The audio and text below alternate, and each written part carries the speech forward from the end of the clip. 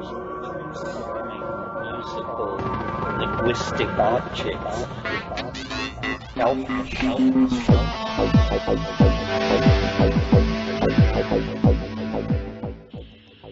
Greetings from Cyberdelic Space.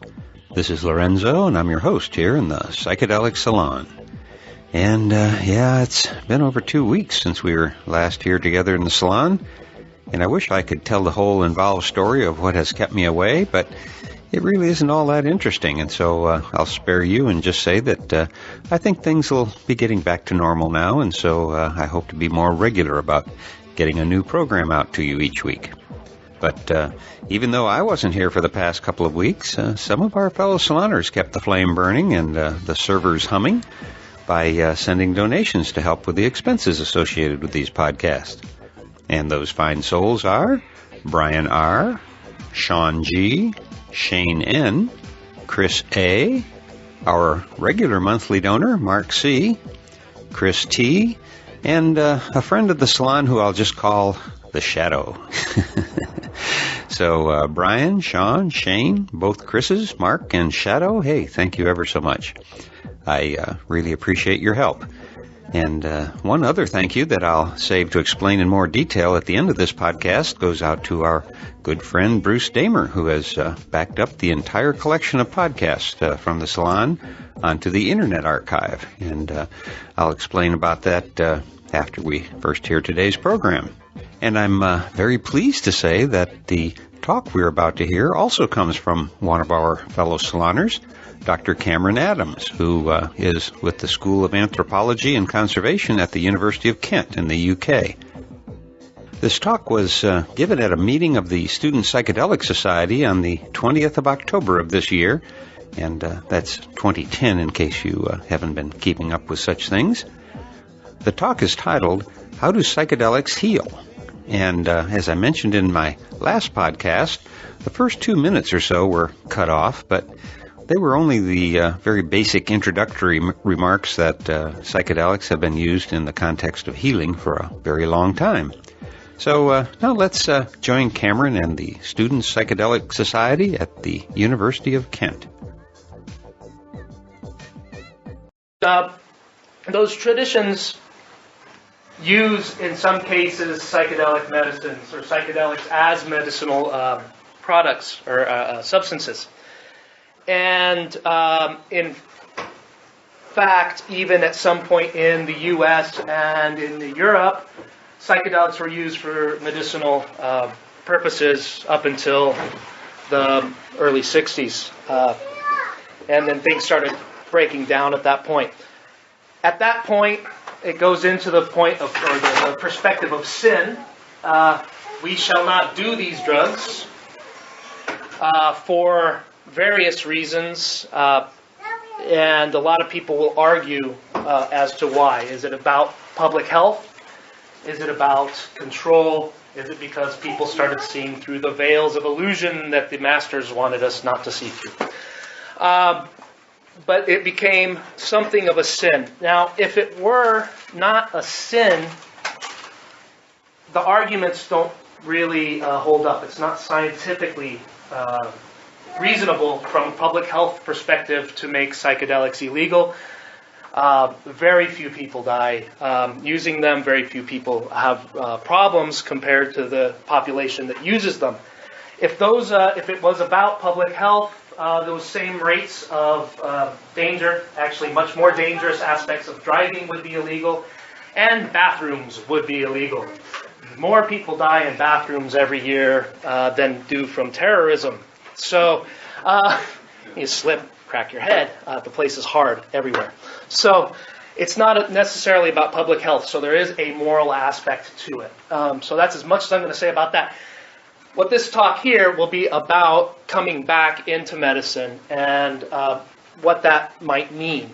And again, like I said, as I don't have any real density of emic perspectives, I have to leave that out. So this is the theoretical stuff about that. Now, I'm going to start with something. I'm going to throw out some really funky terms throughout this. I will make every effort to explain them. If I don't and something's crazy, stop me. I'm not here to just preach at you. If you don't know what I'm talking about, please do stop me and I'll explain myself. So the first thing I'm going to throw at you is something called biological citizenship. This is a concept by a couple of authors, Rose and Novus, but that citizenship is something we engage in. And to be a proper member of a society, we should engage in these things, much like, for instance, at least be able to speak some English in the UK to function here and work. Not necessarily, but that's the idea of citizenship. Pay taxes, etc. Well, there is this idea of biological citizenship, and it's come about because biology has ceased to be something fateful or maybe something you can worry about. But we've gotten to the point where biology is knowable, mutable, improvable, and manipulable. Plastic surgery, you can have your genes tested for things, various diseases. If you have a family history of breast cancer, for instance, I read a recent article about a woman who just had her breast cut off because her mom had breast cancer. She didn't even want to wait to find out if she did. These types of things can happen, and it comes right down into the birth process where pregnant women are regularly tested for genetic disease or for genetic diseases of the offspring and are expected to make a choice about whether or not to go to term if they have something like Down syndrome.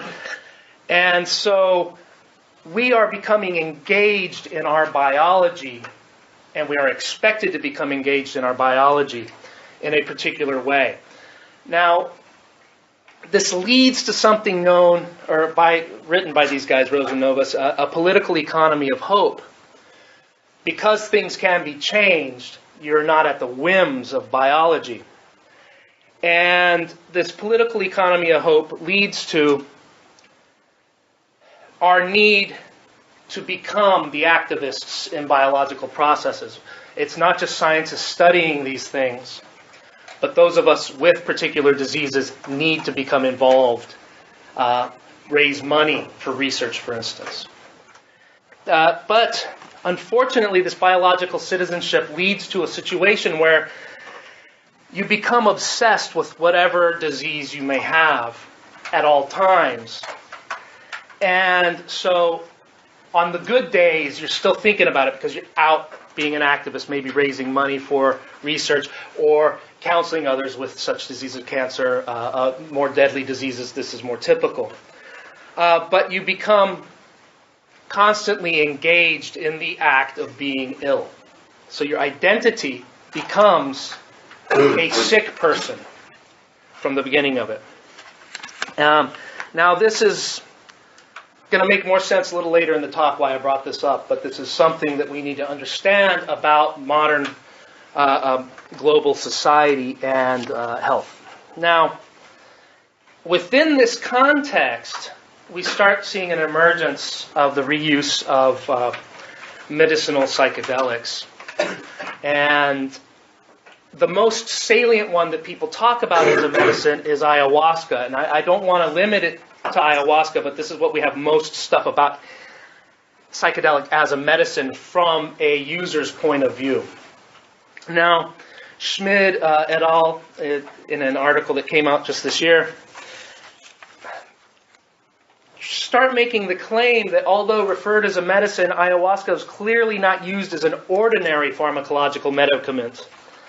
Instead, medicine alluded to more holistic concepts of being a sacrament or a healing plant. So they're drawing from, say, Native American traditions in these concepts.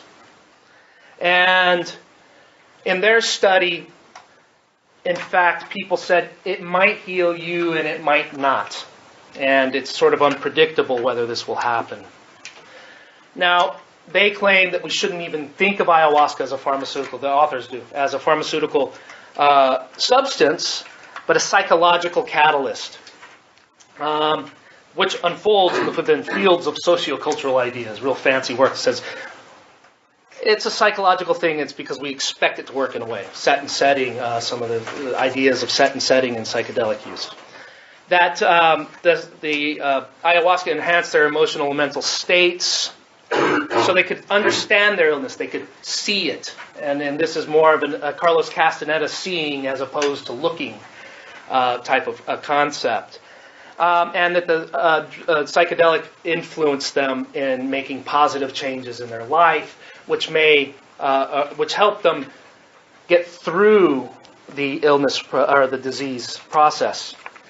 And so that was that study, and this is where a lot of psychedelic medicine seems to be, or the ideas of psychedelic medicine seems to be playing out. And as an example, some of you might have seen this, maybe, I don't think most of you have, is my guess, but it's a woman by the name of Pam Sakuda who took part in the Hefter Institute psilocybin stage 4 end-of-life cancer anxiety experiment. And she talks about how the psilocybin had helped her.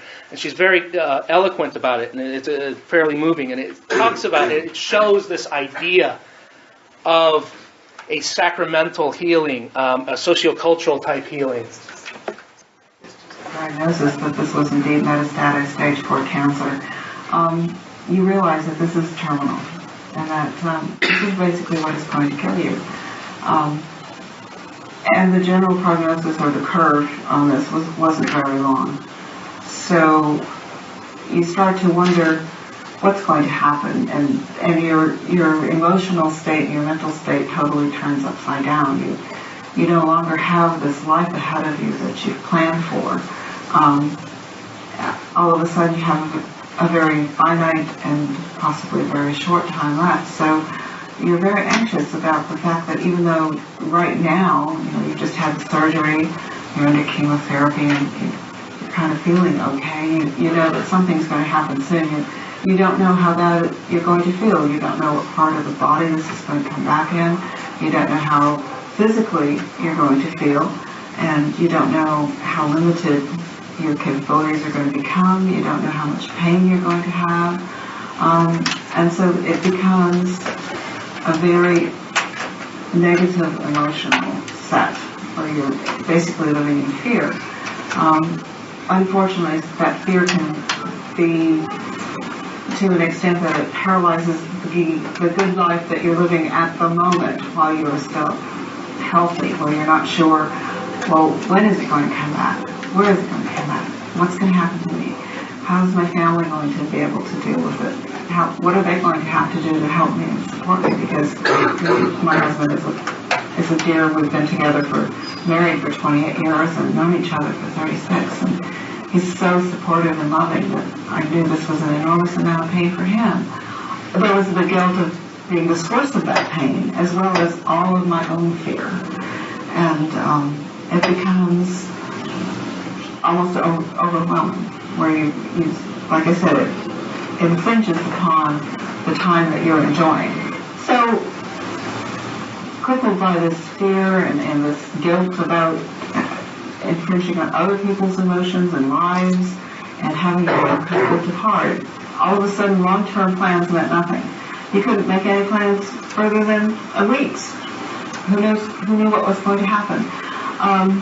And so I was hoping that this study would help, and also with the support of the psychiatric team, would allow me to deal with some of that, to clear it up a little, to find a way to achieve a level of peace within myself, and thinking about it, and you start to your emotions overwhelm you, and so as this session began and as it built up, I felt this lump of emotions rolling up and forming almost like an entity, and I started to cry a little, and just to start to feel it was almost like everything was concentrated a little and rolling up, and then it started to dissipate, and I started to look at it differently. And I think that's the beauty of being able to expand your consciousness, change the way you're feeling about things, I don't think the drug is the cause of these things. I think it's a catalyst that allows you to release your own thoughts and feelings from someplace that you bound them very tightly.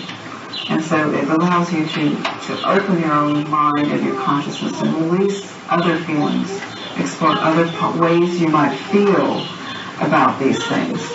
And I began to realize that all of this negative fear and the guilt was such a hindrance to the actual positive part of making the most of and enjoying the healthy time that I'm having, and however long it may be, that I was basically not utilizing it to the best and enjoying my life because I was so afraid of what wasn't there yet. And so I had the opportunity in this altered state of mind to think about how if I could just let go of that and not focus so much on being afraid of what wasn't here today, that I could live more for today, in the here and now, in the present, and enjoy the time that I had, and take it as a gift.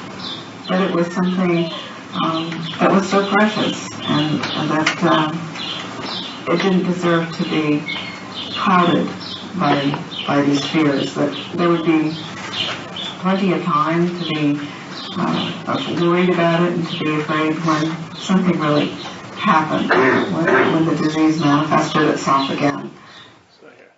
So, I mean, it's clear that it's done her some good. And she is able to deal, like I said, with the ayahuasca stuff, with the process of her illness, of her disease, in a way that allowed her to go through with her life and not be, like I said, with the biological citizenship stuff. She wasn't dying every day of the rest of her life. She was going to try to live every day of the rest of her life.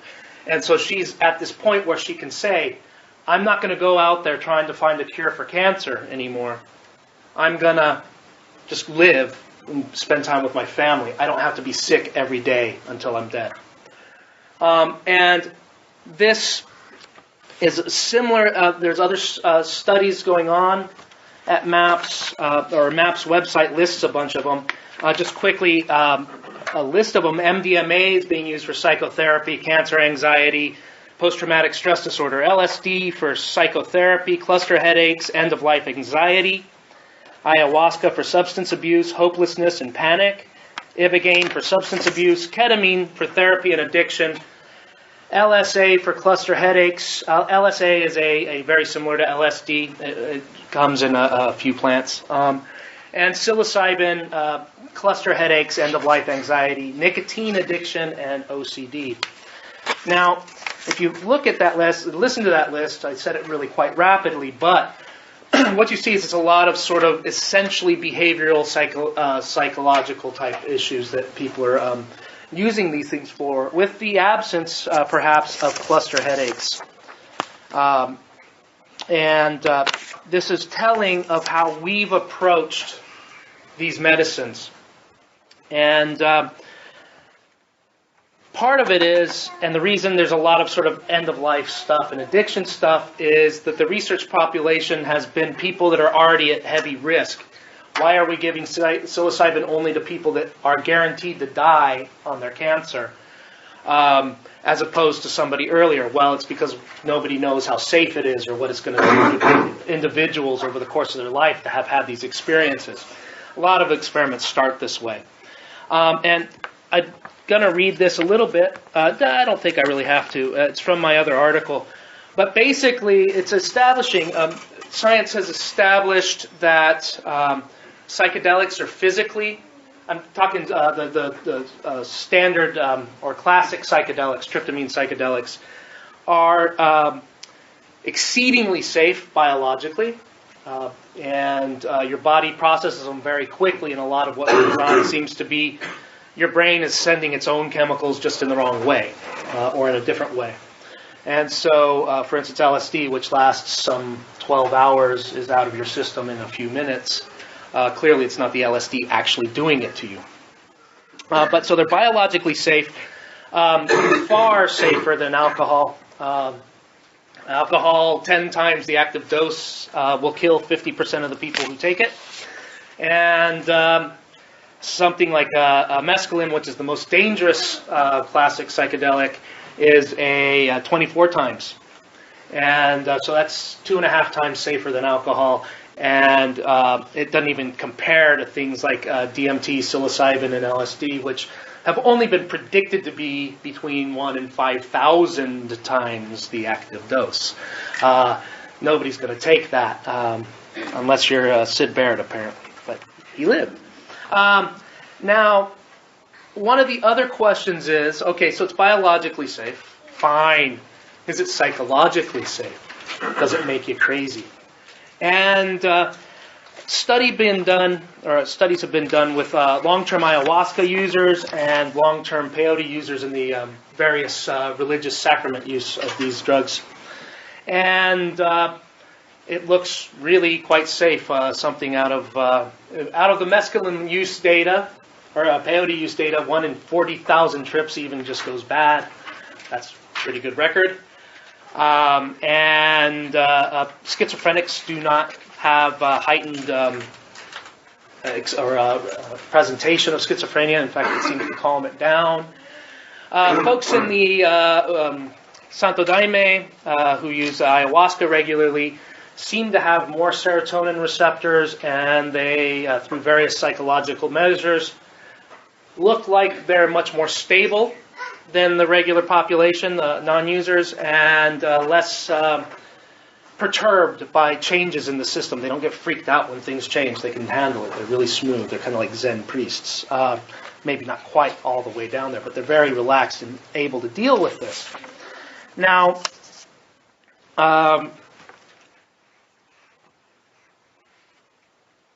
the abuse potential of them is another question. Okay, you start taking it, will you keep taking it? And this looks actually quite low.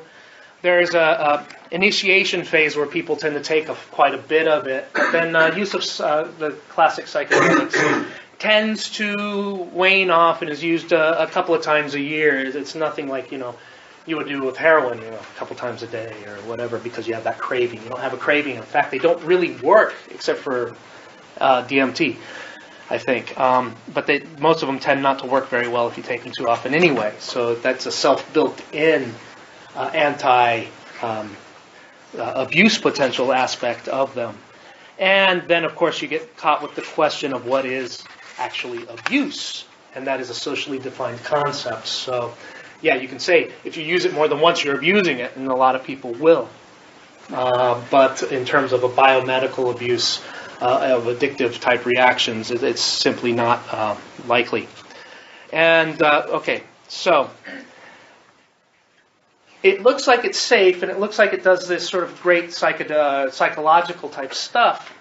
And I've been using a couple of concepts here interchangeably. And I've purposely sort of done it this way. Disease and illness, they're not the same thing. A lot of people think they are. And they certainly do overlap quite a bit.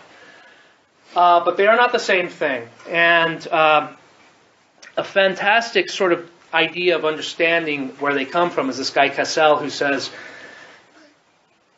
illness is what the patient feels when he goes to the doctor, and disease is what he goes away from the doctor when he goes home with.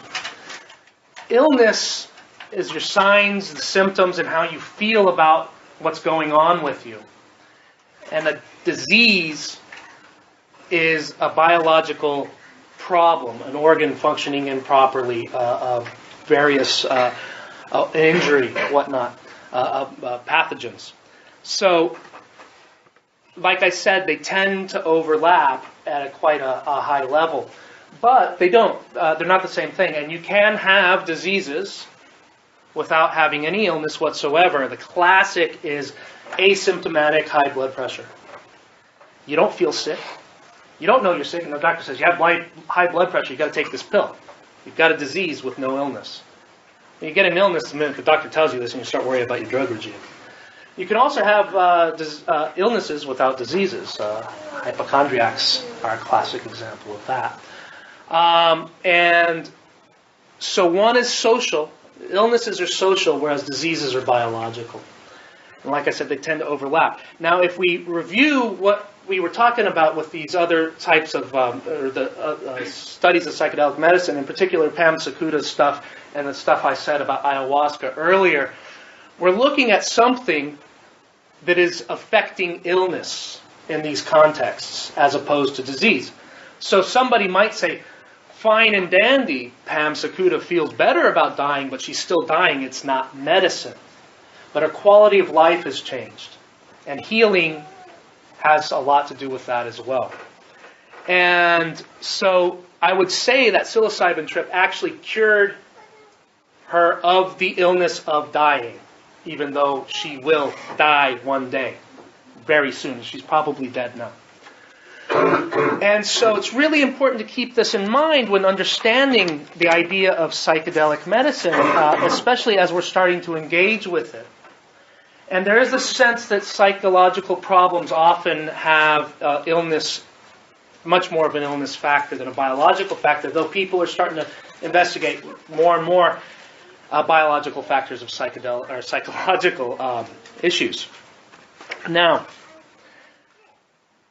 the other video I wanted to show you, and that's going to be harder to find, it's really just to establish this idea of illness and disease, and I'll describe it because it's going to take me a little while to get it. This is the plan. It's this woman named Michelle Rainey who's a very strong medical marijuana advocate. And she has recently been diagnosed stage 4 with her melanoma, which is metastasized. And she's very strongly talking about the cannabis will cure my cancer. And she's working in a very biomedical model looking at it to cure a disease. But she says very clearly, I don't feel sick. I feel great. I'm healthy. I got eating organic food. I'm doing great. But the doctor tells me this.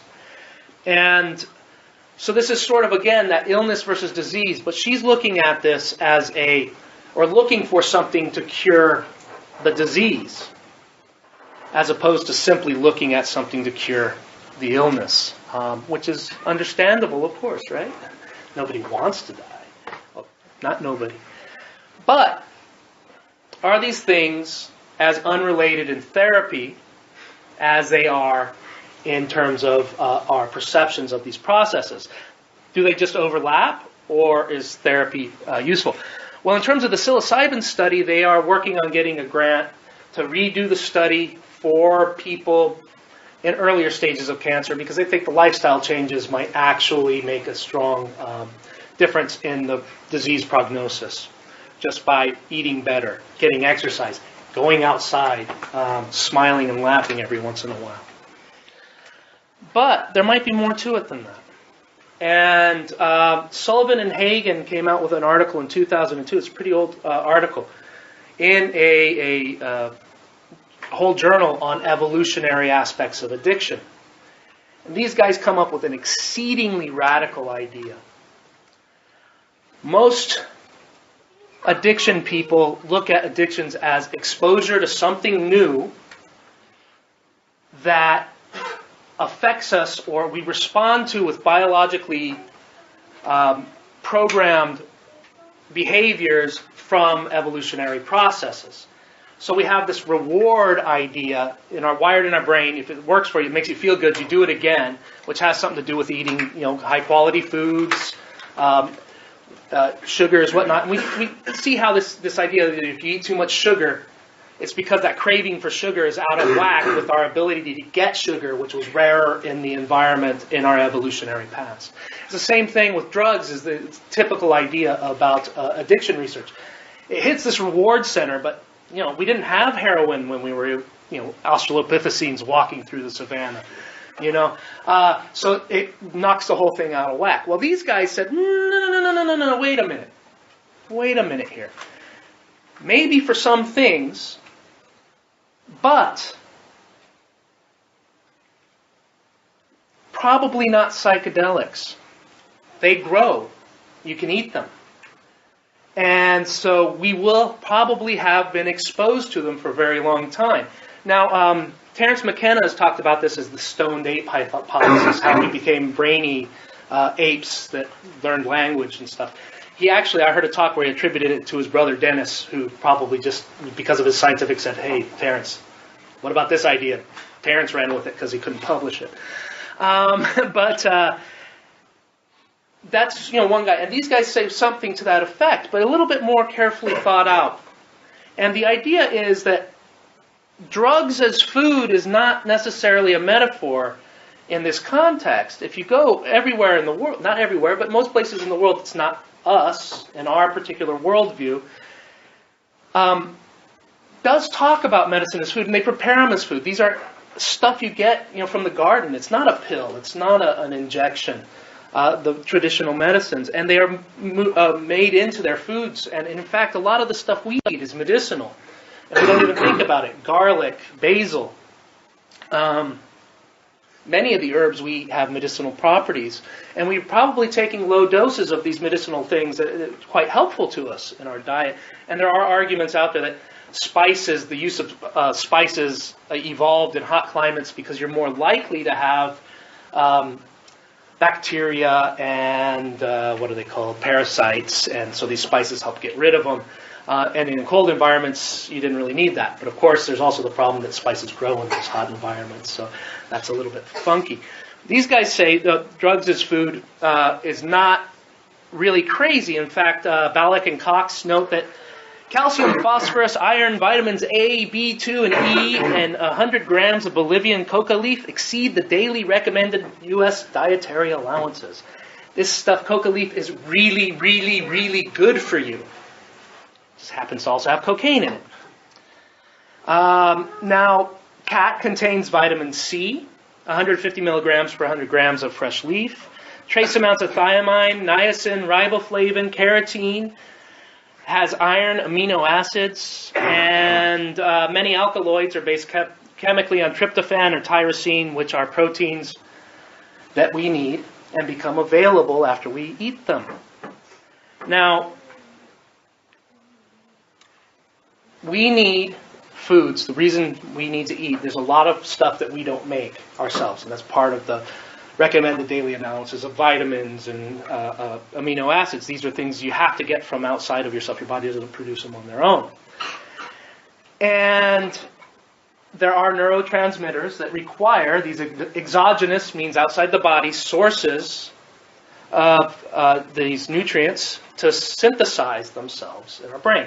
Our neurotransmitters don't just build themselves, and they require a lot of nutrition, a lot of food.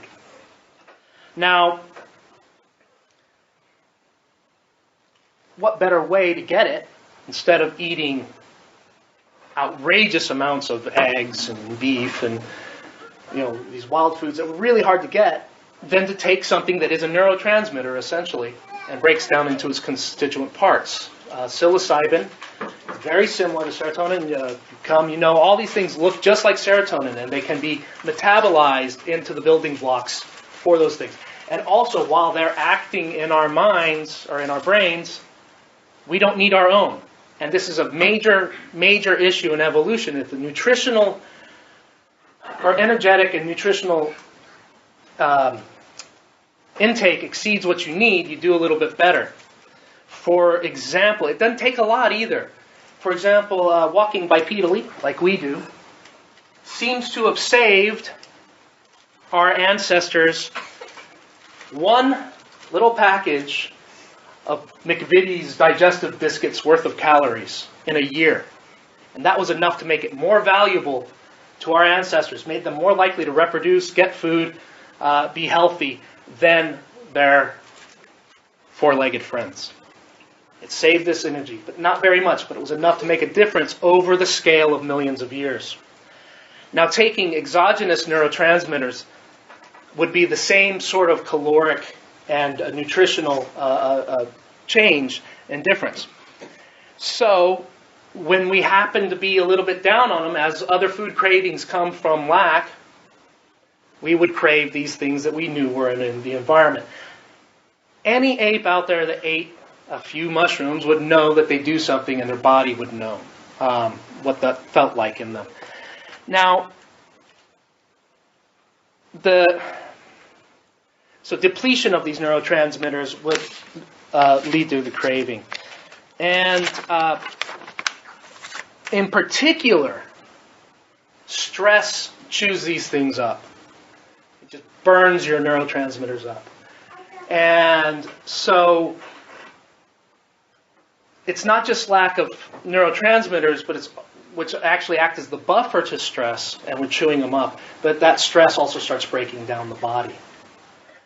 And so we're looking at something that might be primarily illness-based, but due to this nutritional need and the idea that stressors deplete these things, taking of psychedelics may produce a buffer zone to help us deal with stress and the stress-based illnesses, or diseases, in fact, that not having them won't. And you look at this, and the types of disease processes that they seem really good for are depression, which is a stress-based neurotransmitter depletion type scenario, bipolar disease, a whole series of these things. This was just a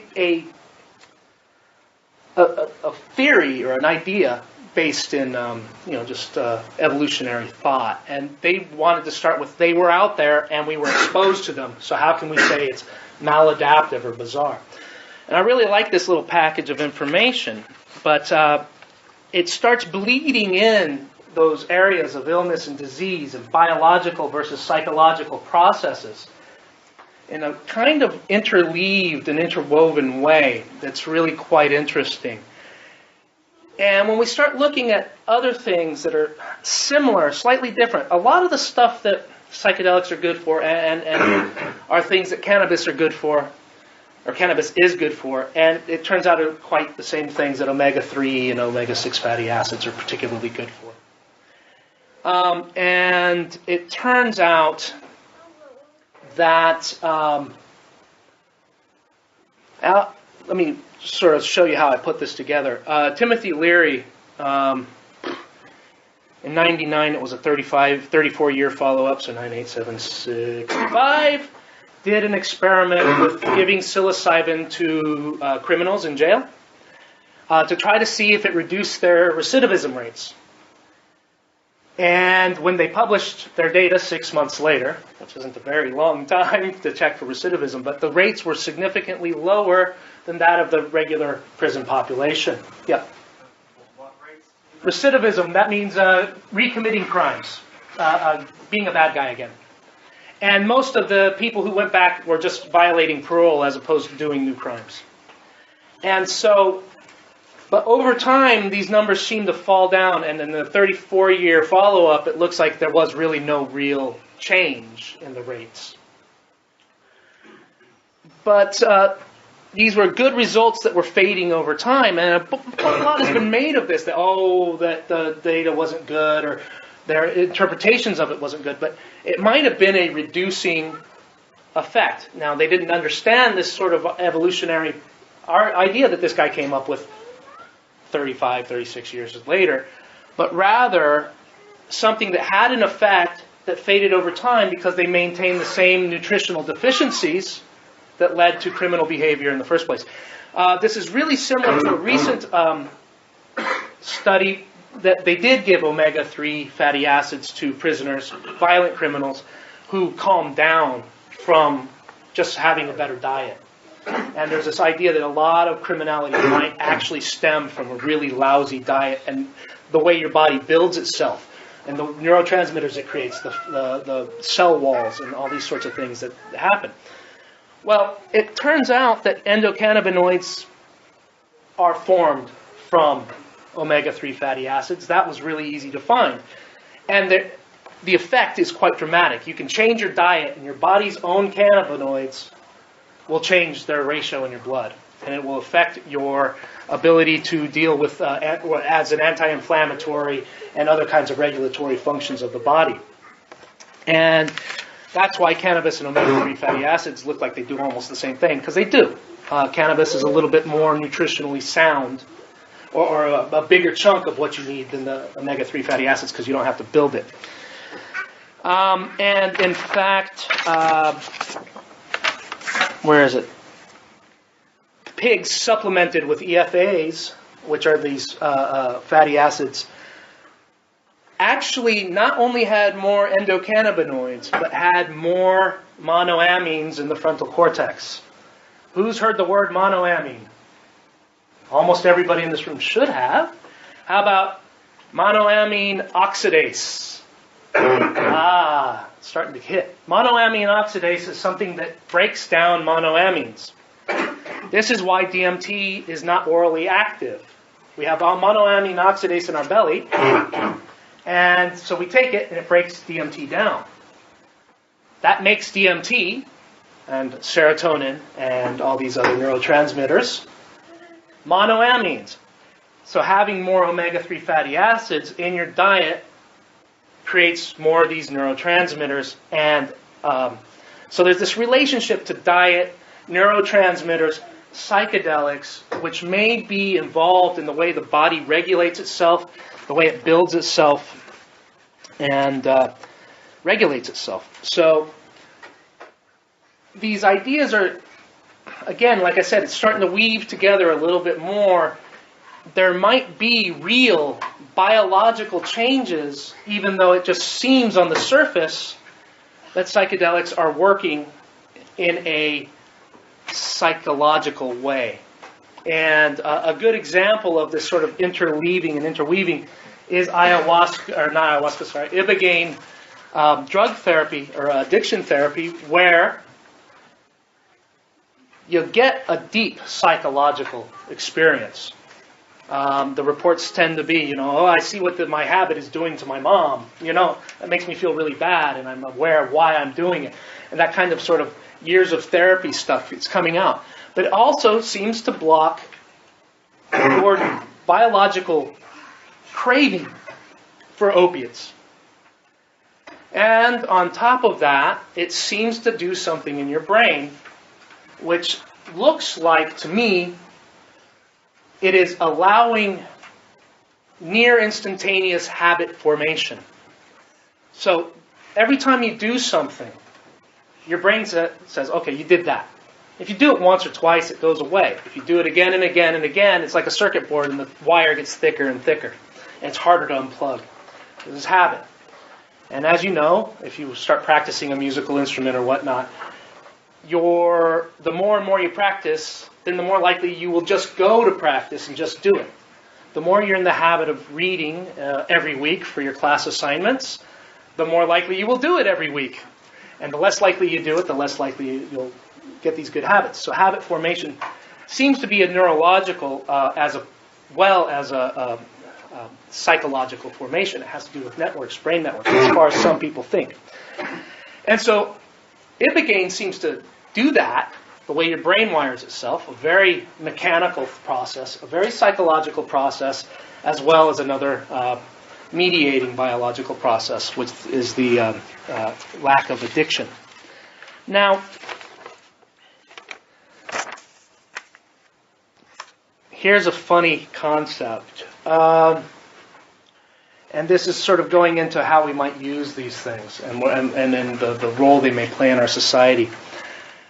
There's this guy, Antonovsky, back in 1979, came up with a concept. I'm sorry for the jargon, but it's out there. It's called salutogenic or salutogenesis. This means the formation of beneficial behaviors or health. And Antonovsky was really interesting. He decided, he studied survivors, Auschwitz survivors, and why did some thrive and others didn't?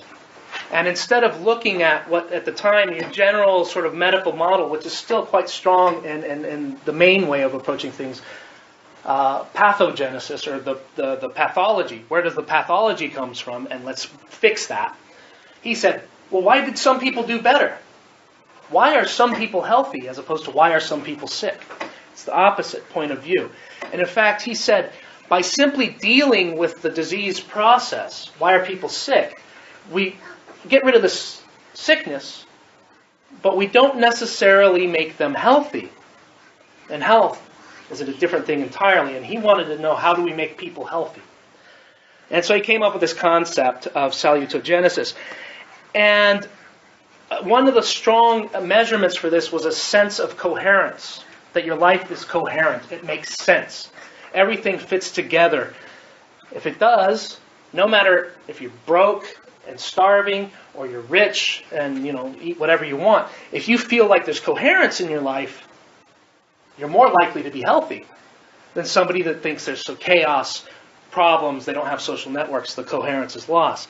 And this is not just in terms of psychosocial coping, but rather, let me see,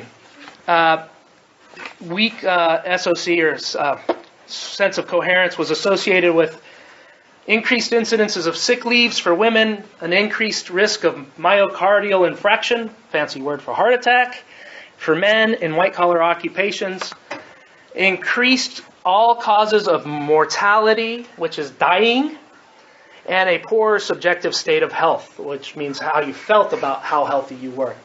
So if you weren't coherent, it could kill you. Whereas the opposite is if people who had the strong sense of coherence had fewer of these problems. And so this became his big thing. Now, basically, the idea is that salutogenesis enhances health by improving physical, mental, and social well-being. It's integrating all these things, and he's trying to figure out what does that mean. There was one study that said, well, the more money you had, the more of this social coherence you had in that particular study. It doesn't play out. It's not socioeconomic, but in that particular case it was. Now, if we start looking at the subjective ayahuasca experiences, you start seeing this idea of more coherence, which has biological effects as well as the neurotransmitter stuff. It becomes a generalized resistance resource. In other words, you feel like you can cope with things. And remember, I said with the folks using ayahuasca regularly, did objectively seem to be able to cope with changes in their environment very well.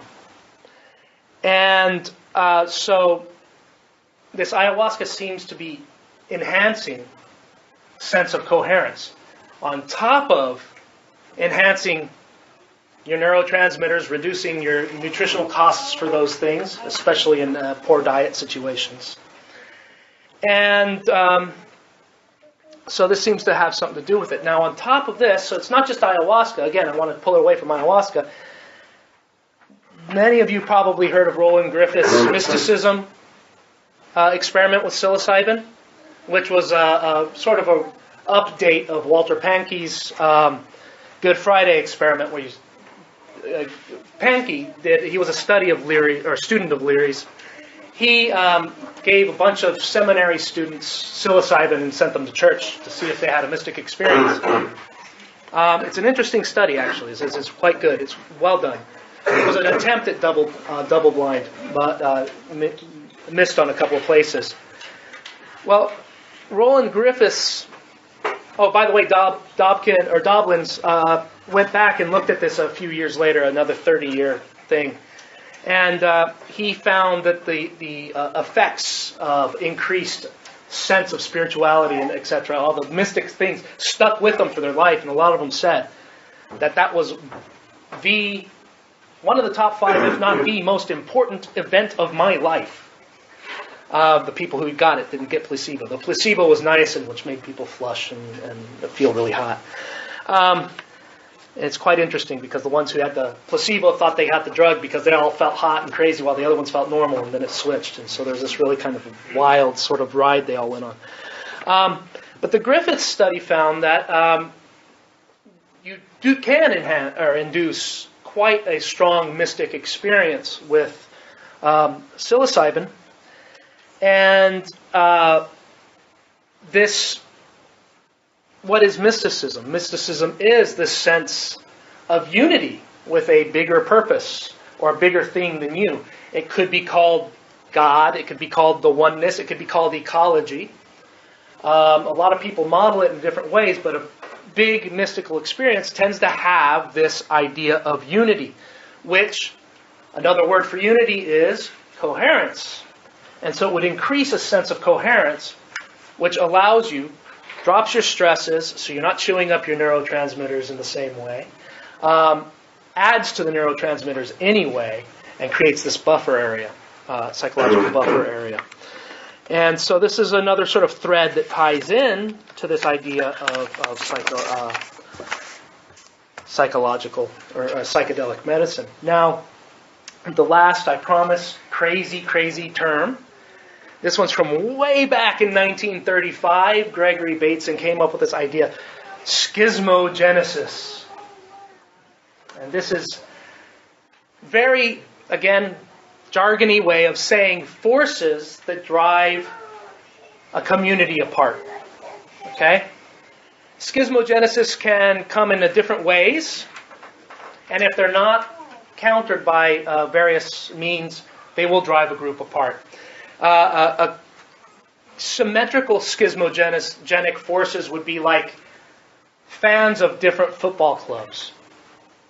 They boast, mine's the best, Manchester all the way, no Gillingham, you got, people, they're irrational, but they start getting really bolstery and really like, no, mine's the best, you won, but ours is still the best, And this is symmetrical because it's the same on both sides, and these types of forces can drive a group apart. Not necessarily, sometimes it is just play, but sometimes it ends up with people with bricks upside the head. Complementary schismogenic forces are the example Bateson used in 35, mind you, very archaic time in the world, was the relationships between men and women, where men tend to have a domineering type of behavior and a accumulating power sort of position, whereas women withdrew and became submissive under those contexts. And that this force, this idea of imbalance in power, through socially mediated ways of behaving, would drive them apart, and what eventually led to a women's movement, which became something of a complementary, or a symmetrical rather. No, we're going to get in your face too. And these things in traditional societies will drive a community apart.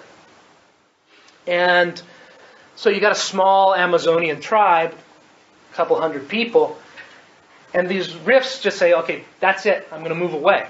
And we become 2 villages. It's a little bit harder for us here.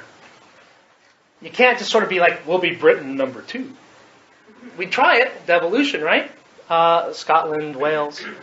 But you're still under the nation state, and it's a little bit harder to do this. And so this puts somebody in what you might call a double bind situation. A double bind is damned if you do, damned if you don't, or catch-22. And in the use of psychedelics, we've got this problem. Those who use them and understand them intuitively understand that they're not bad for you. They can be if used wrong or poorly, or if you're a complete idiot and think you can fly and your friends say, yeah, you can. But, the vast majority of cases, nothing happens. It's good for you, and then it has all this healthful stuff. The government, on the other hand, says, no, it's really bad. It's going to kill you. It's going to make everybody absolutely insane. It'll end society as we know it. So you're damned if you do, because you're going against the broader society. And you're damned if you don't, because you're lying you're lying about what you intuitively know inside. And this is a force that would tend to drive a community apart, but we don't have somewhere to go. And this double bind situation leads to stressors and stuff that can lead to poor health. So not only can these psychedelics be good for you and help you in health situations, but they can lead to stress, which can also help do the opposite because of the way society is structured and these schismogenetic forces. And so it becomes very important that while we engage in sort of the clinical ideas of psychedelic healing, the communities engage in much more integrative behaviors with the broader society, which I'm trying through research and science, though every time I throw out science or somebody throws out science in that sort of symmetrical behavior, they get all complimentary and say, yeah, but, my kid went crazy. So they change the rules. And so it becomes very difficult to mediate this schismogenic force in terms of psychedelic medicine. So the healing needs to come at a higher level. And this leads me to sort of talk about this splitting force, which has to do with the biological citizenship I talked about earlier at the beginning of the talk. I told you I'd come back to it. Some of you forgot all about it. Now you have to deal with it. The biological citizenship is kind of a schismogenic force in that you, if you are sick, need to find me the funding, me in my nice, comfortable lab, to find your cure, and you sort of chunk money to me. And that's very cynical. But it seems that the system is geared up in this way to sort of milk the victims for the medical research. And I don't think it's necessarily, David Icke, nictating membrane lizardmen type plots against us. But, government, even more so now, is wanting everything we do to have immediately marketable outcomes. There have been a lot of weird talks about how they're going to restructure universities, some of which you probably heard in the news. And so a lot of small but very horrible diseases and illnesses aren't money churners, right? So we don't study them. Or there's not money coming in unless we, as the population, give it to them. So it's not invested in. Now, this leads to the finding of medications that you can sell. And again, and again, and again. And you can see this sort of return for investment concept is one of the big, strong forces against using plant medicines. I can grow them. I can grow them in England if I have a greenhouse. Now, so if you have something that not only is somewhat effective and free, but makes you say, at the end of life, you know what? I don't have to make money for those guys to do research. I'm okay with the fact that I'm going to die. I'm going to live until I die. And I'm not going to worry about all that. Research funding dries up. Also, you don't have somebody coming for various other treatments, which are very expensive and churn money again. And in my most cynical phase, I even get down to the nitty-gritty about what's a drug and what's legal and illegal. And I've come to this sort of weird idea that legal drugs are the ones that you're productive while you're on them, and you can take again and again, Prozac, caffeine. Whereas the ones that might lead to ultimately more productive behavior, but while you're on them, so you can't have them all day long, don't make you necessarily productive. You're not going to do a very good job in the factory tripping balls off and lose your arm in the thing, But the overall changes in health, less sick days and stuff might be ultimately profitable even.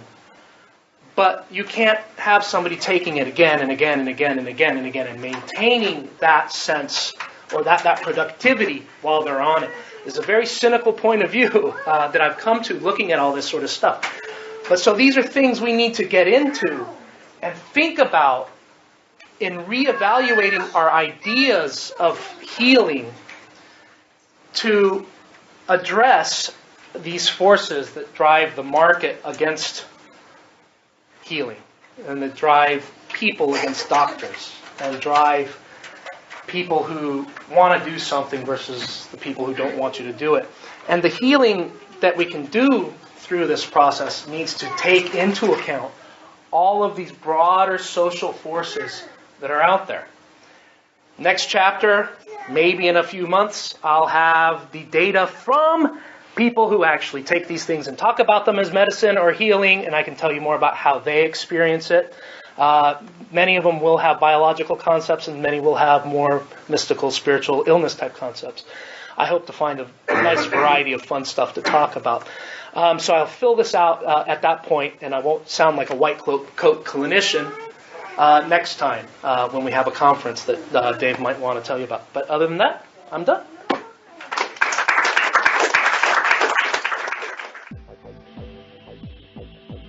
You're listening to the Psychedelic Salon, where people are changing their lives one thought at a time. You know, as I was listening to Cameron speak just now and then heard his announcement about his ongoing research, it really gave me a good feeling that the psychedelic community has at long last found some permanent footing in our societies.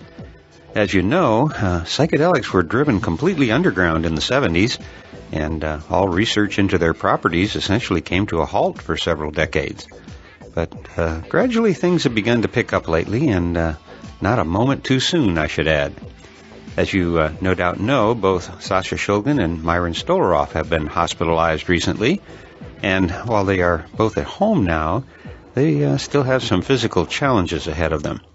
So while we are very saddened by the fading away of some of our elders, the women and men who kept the torch alive during the really dark years, well, we and our elders, I think, should all be very heartened to see young women and men that, like those at the University of Kent, who are now building on the foundation that has been laid for us by those great elders.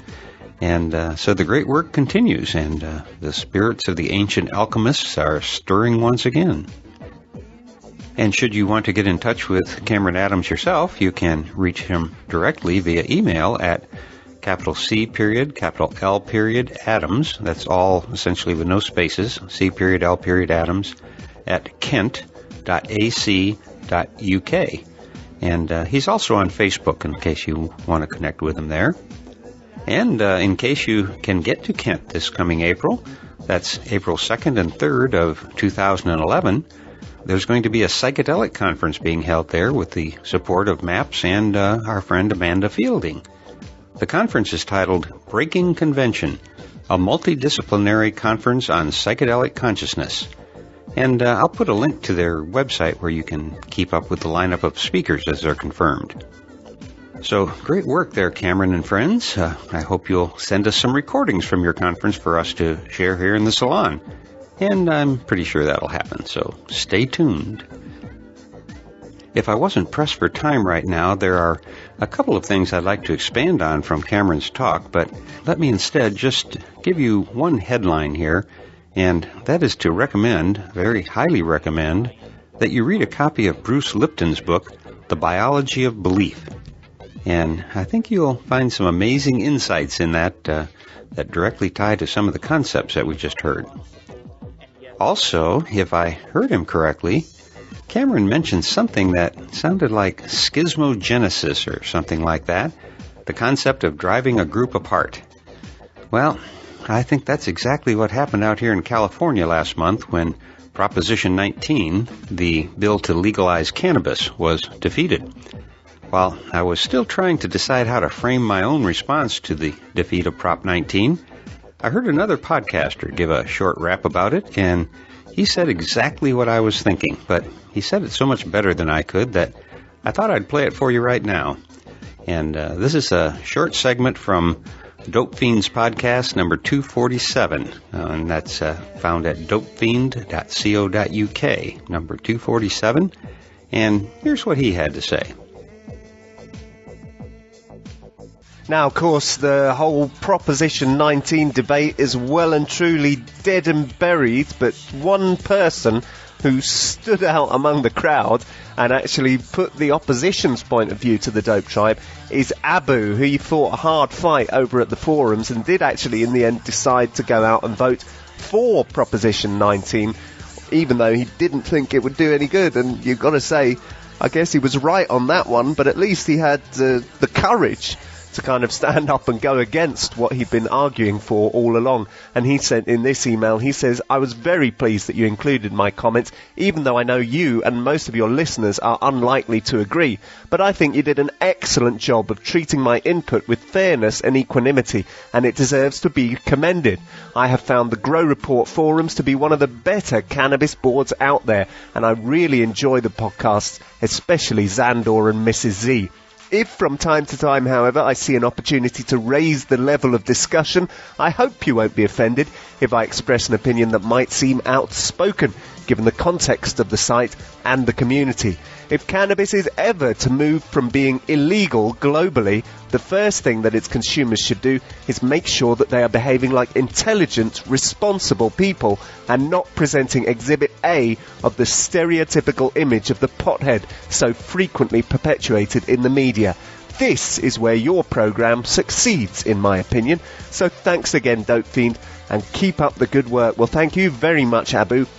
And I've got to say, I was reading a blog post by Jodie Emery last week about her participation in the Yes on 19 campaign and how, wandering around Oakland, she stumbled into a few crowds of anti-19 stoners, if you see what I mean. These are cannabis users, cannabis growers, some of them, who were vocally against Proposition 19, and the points that they put forward, and some of the points put forward in the comments on this blog post, I'll put the link in the dopefiend.co.uk webpage, was so closed-minded. You know, they didn't even come close to Abu's arguments. They were just selfish, foolish, and you know, totally unrealistic. I mean, some people were just saying, look, we're growers, we're protecting ourselves, that's our right, we don't care about anybody else, we want to make money from this stuff. And that kind of attitude in a community that's supposed to be all about sharing and oneness, togetherness, is really quite distressing to me. You know, it totally goes against what I think the cannabis community is all about. And I wonder what kind of weed these people are smoking, because it certainly doesn't seem to be having much of an effect. But then there's people who are saying, well, of course we didn't vote for Proposition 19. We wanted Jack Harris' system, which, you know, allows you to have basically as much weed as you want and grow as much weed as you want and not pay any tax on it. And, you know, we're holding out until we get that. But that is absolutely absurd. I mean, what planet are these people living on? It's like saying, I won't vote for lower taxes because I'm waiting until there are no taxes at all. You know, you've got to work within the parameters of the society in which we exist. And for these people, I mean, I wonder, you know, if they've ever come face to face with the real harms done by the war on drugs to human beings. You know, they must be living in cloud cuckoo land, because there are real people out there who have done nothing more than use a herb that grows naturally on this planet for their own recreation, and they're in jail for it. They've given up their liberty, they've given up their status as a contributing member of society, they've given up their lives. And that is disgusting. And anything we can do to stop that happening, I think, should be done. So what if we have to pay a bit of tax? We have to pay tax for so many things in life. That is part of what's called a functioning society, really. I don't have an issue with tax. You know, if my putting some money into the pot means that people who get in trouble are able to get legal aid, or people who get in trouble are able to get a bit of money to help them, you know, before they find their next piece of work, or our dustbins are taken away on time, or, you know, our local government is run, you know, in some sort of fashion. I'm not saying it's perfect, of course it's not, but, you know, we need some sort of a system in place, and it can't be anarchy. It just wouldn't work. And so while we're within this system, we have to play by their rules to some extent, and if we're going to get cannabis legalised, it has to be within some sort of framework that applies to this society. Anyway, that debate's over and done with. We'll see what happens in 2012, but I just wanted to give a bit of a shout out to Abu for standing up to some robust opposition from the Dope Tribe. Well, thank you for that, Dope Fiend. As I said, I couldn't have said it better myself. So, how about it, growers, medical marijuana people, and the overall cannabis community? What do you say that we try to get on the same page now?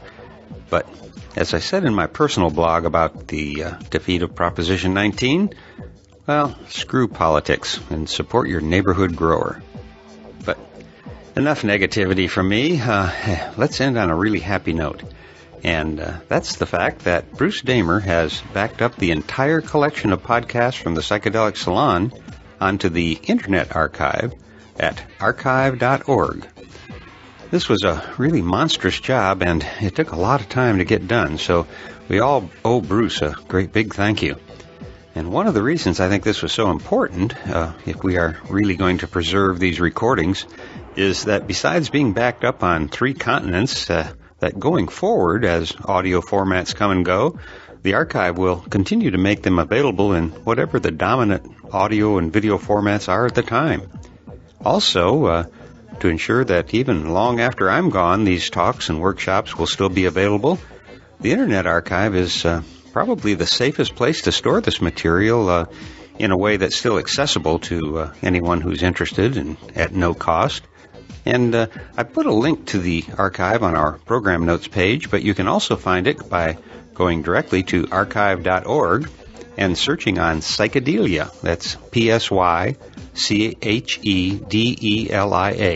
Psychedelia Collection. And that will take you to a page that begins by saying, "Welcome to Psychedelia.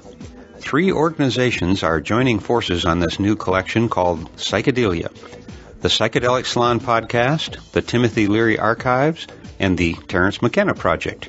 These 3 working groups have teamed up to create a superb public and permanent archive of audio and some video resources surrounding the psychedelic experience and thinking that has continued to shape the mind of humanity." While up to now, all of this has actually been Bruce's effort, over time, we hope to engage our fellow saloners to contribute to this archive as well. As Bruce envisions it, the Psychedelia collection is meant to grow into the largest collection of all things psychedelic: voice, video, art, writing, and thinking from all ages. And should you have any audio or video material in digital format that you think would be suitable for adding to this collection, I would encourage you to contact Bruce about it directly, and he'll help you get it into the collection. And the best way to contact Bruce is via the contact button on his website at Damer, D-A-M-E-R, Damer.com. And you'll be hearing more about some plans that Bruce and I have for future salon podcasts and of ways to get our fellow saloners involved, more involved as well. But that'll have to wait for a week or so because I've got miles to go yet before I sleep tonight. But before I go, I do want to give one more quick shout-out, and that's to DJ Pecos the Cat, who filled in for BB in her episode 39 podcast from BB's Bungalow.